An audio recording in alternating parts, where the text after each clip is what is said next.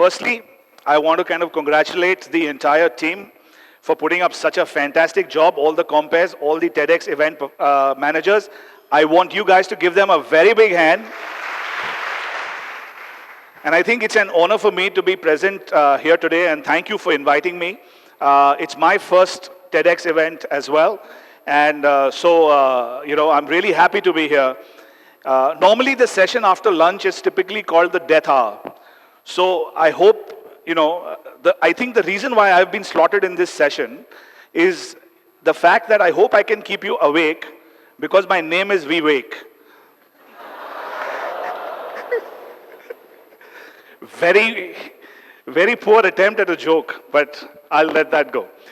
Anyway, so let me tell you a little bit about myself and my journey before I actually delve into what the subject is of the day today.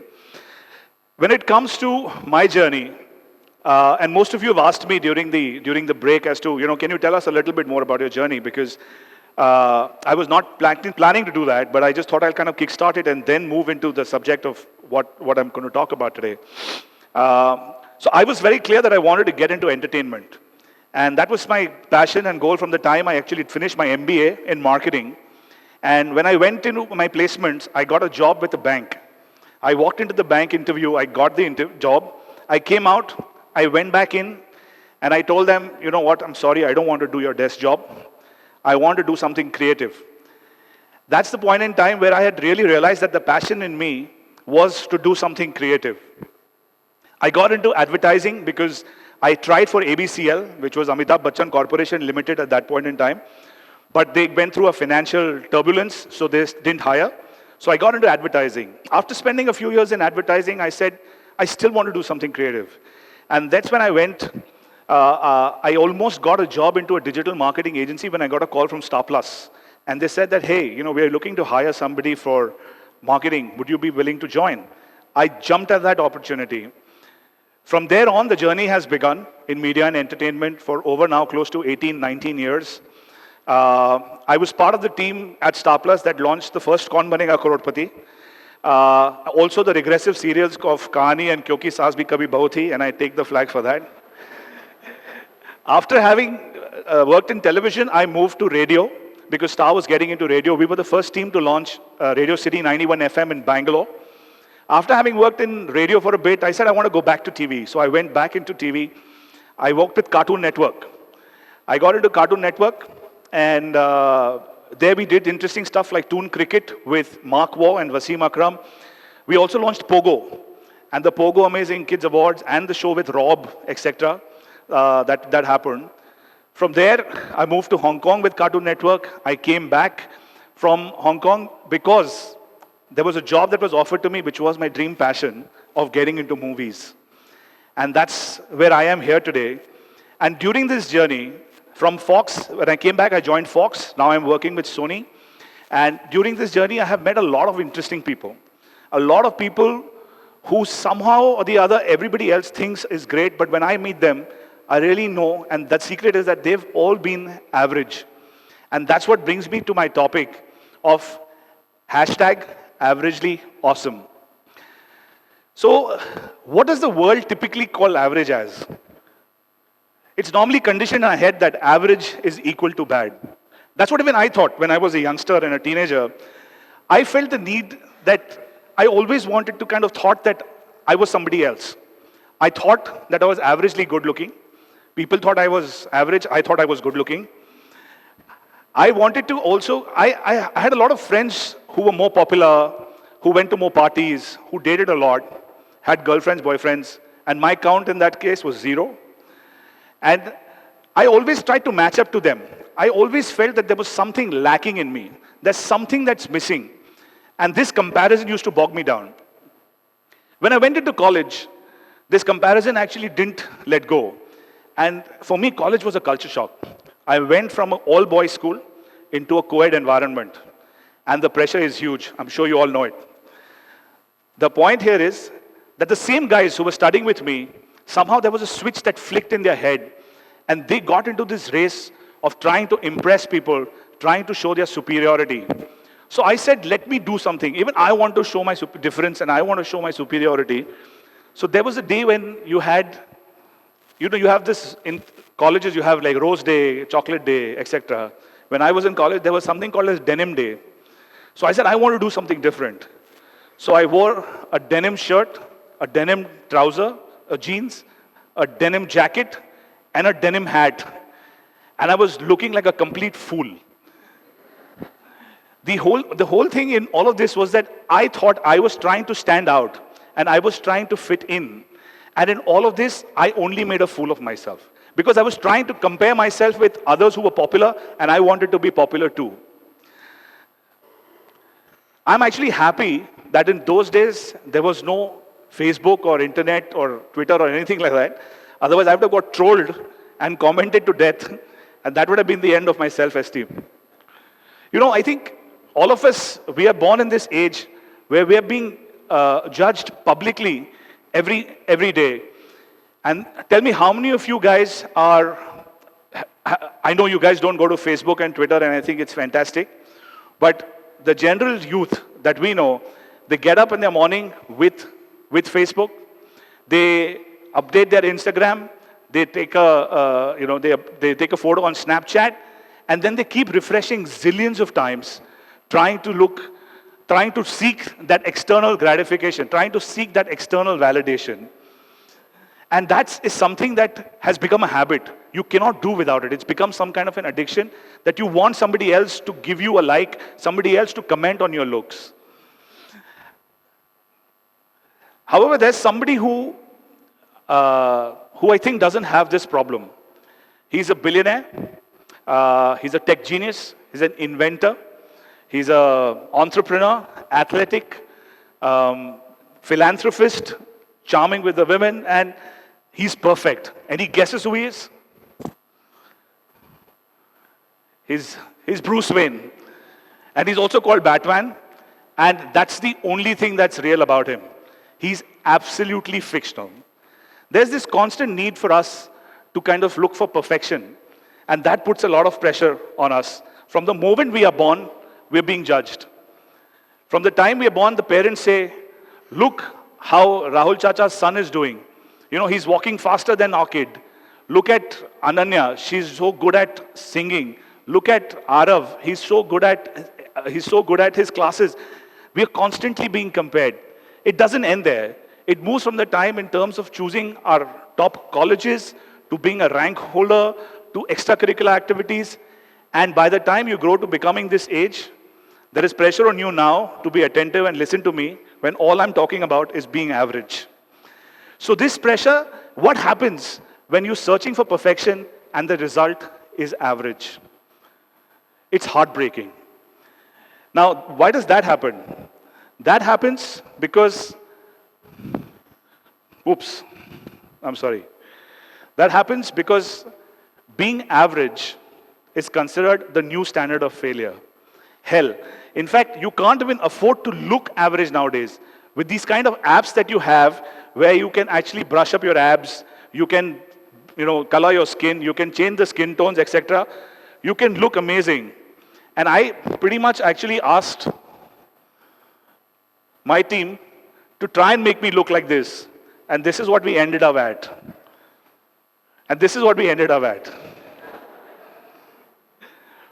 But the question is it worth it? Is it that we keep constantly subjecting ourselves to approval, and once we get into this rigmarole, there is no looking back?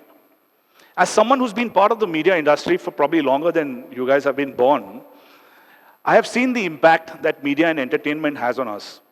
We are normally used to putting out larger-than-life narratives, and when you see actors performing these stunts, you guys go, wow, that's fantastic. But all of that is fake. There is a certain, they are obviously backed by stunt doubles. They've got harnesses. They've got all sorts of protection. And they also have VFX, which basically kind of makes them look and do things that anybody else can do. But we take that to be real.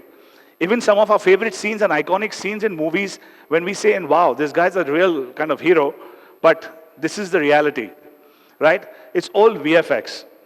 And a lot of you guys typically work out and want to look good because the actors and actresses look good. But the point here is that these actors and actresses are paid to do that. They have an army of people, the trainers, their nutritionists, and even their lovely magic plastic surgeons who basically work on them to make them look that good. But what we do, we don't look at that. We invest our emotions and thoughts on these characters and make them larger than life and build on their greatness, and we start feeling like pygmies. As a result of that and trying to match up to that, it's absolutely unreal. And when it doesn't happen, we get sad, we get depressed, we compromise on a value system. We do things that we shouldn't be doing. You know, sometimes like drugs, etc., which are something that we normally kind of succumb to because we are not able to match up to those expectations. So it's important to realize that you need to realize what your true potential is. You have to pause and be realistic because you cannot be constantly seeking external validation. Let me talk a little bit more about the impact of media. The impact of media, I was reading this article, interesting article by Mark Manson, who has shared some very interesting thoughts on this subject. Let me introduce you to this bell curve. This actually shows how we actually process all the information that we get. If you look at the ends, the amount of information that we get because of social media, we don't have enough time to process that information. So what we end up doing is we end up focusing only on the extremes. That's what the world of Facebook, Twitter, news, media, etc. focus on. They focus on the extremes. They focus on stuff that is the best or the worst, the scariest or the funniest joke, etc. And that's what we get regarded as we are relegated and compared with extremes. So what happens in that case is that we start conditioning our mind to believe that if we are not in the extremes, we are not going to be noticed. And that's what happens. We put this pressure on ourselves. So if you are not in the extremes, we will not be noticed. If you are average, you will never make news. And that's the kind of pressure we live with. We are being judged by only a few parameters that these extremes are qualifying. So this extreme could be like, Anupur mentioned here about the being on a men's cover or a women's magazine cover, being the top of the class. So these are the extremes on the basis of which we get judged, and that's how we become average because of the extremes. So for example, if you like music, and if there is a popular, nowadays the most popular music is probably EDM, but if you like classical music, you become average. If you like robotics as a class, or probably engineering as a thing, if you like poetry, you become average. We are all the time trying to kind of benchmark ourselves with what others are doing, and we're trying to fit in. That's the biggest fallacy. The truth is that we will always be average in comparison to something or someone. So if you find yourself in the average quadrant, it's okay. Because average, like I said, is defined only by the extremes, and it's not necessarily on the characteristic that you possess, or the skill you possess, or the passion that you have.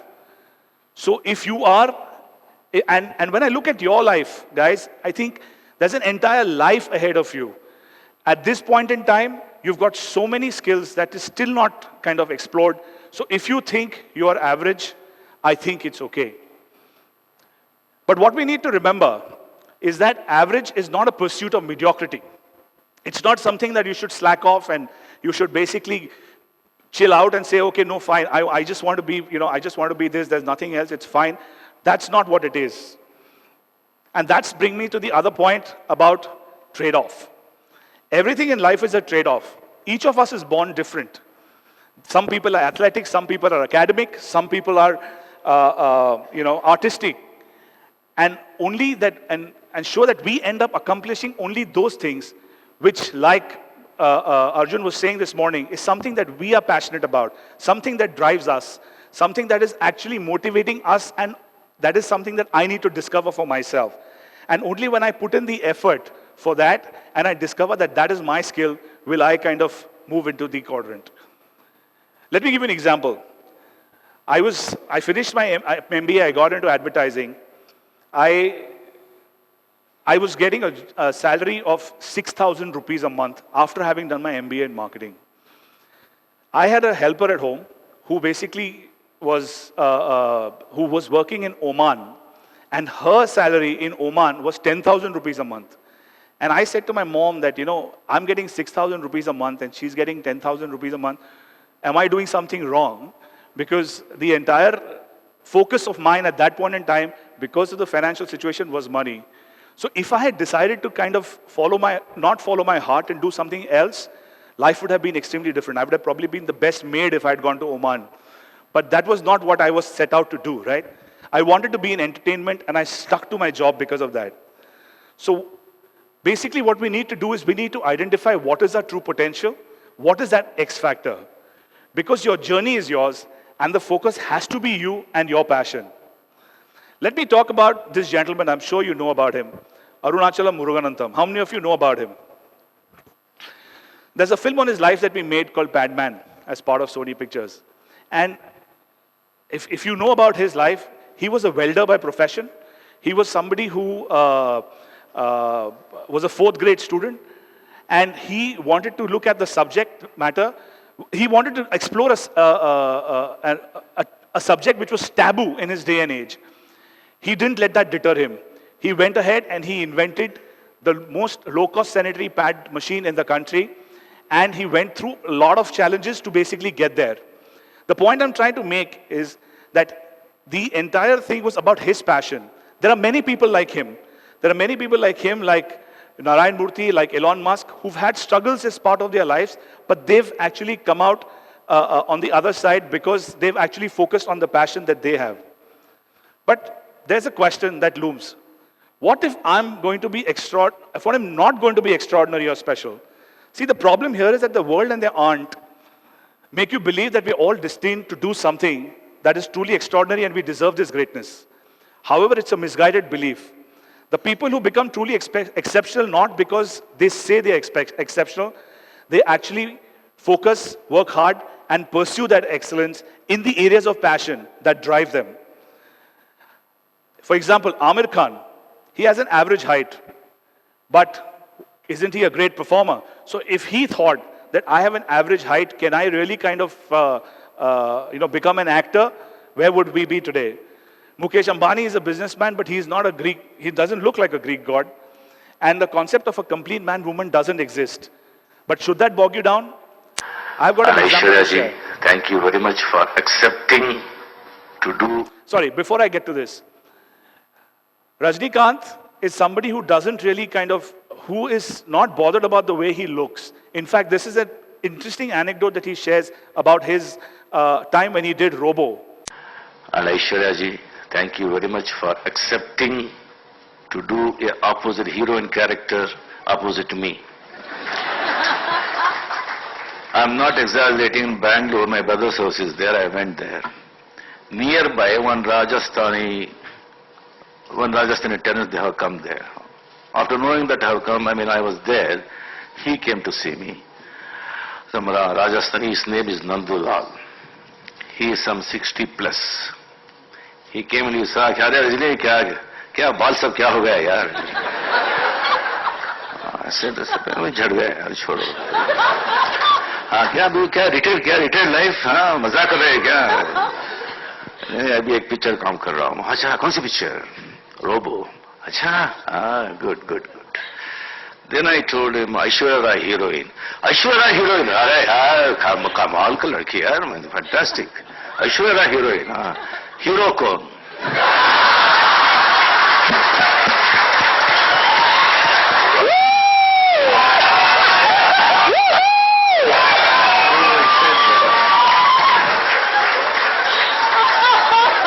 मैं hero.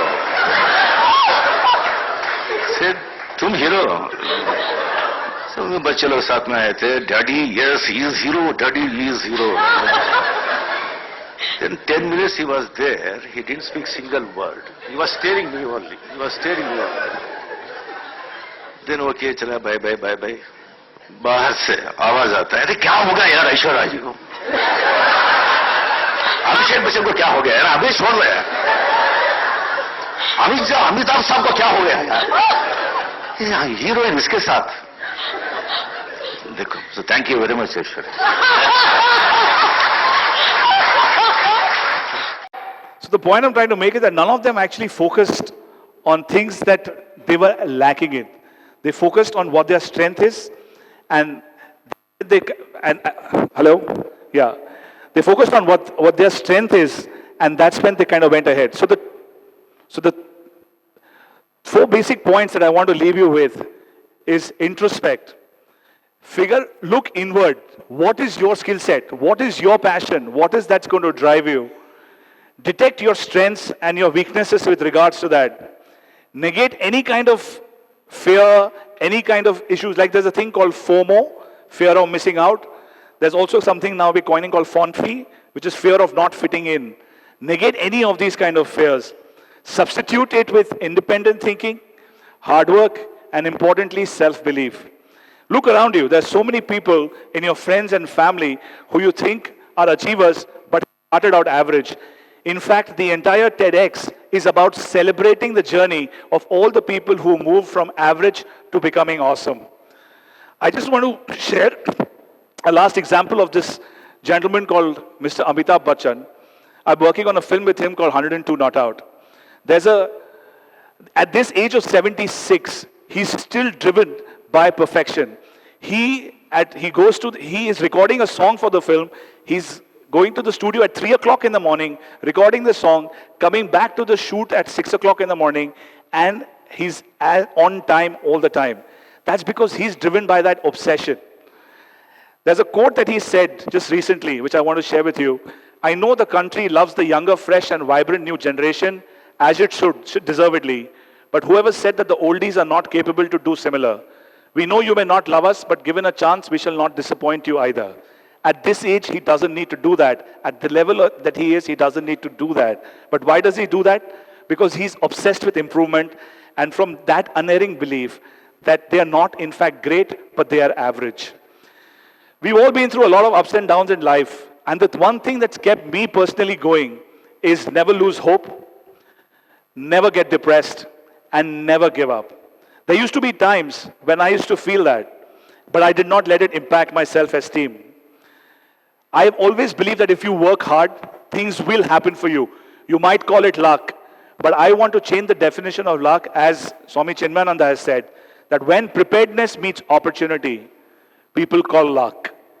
So just to summarize, we've always been conditioned to believe that average is bad. But to succeed, we need to realize that average in the extremes, as the world defines it, is okay and normal. And once we realize that, the pressure is off for us to pursue excellence in our areas of strength, and that will eventually make us averagely awesome. Thank you very much.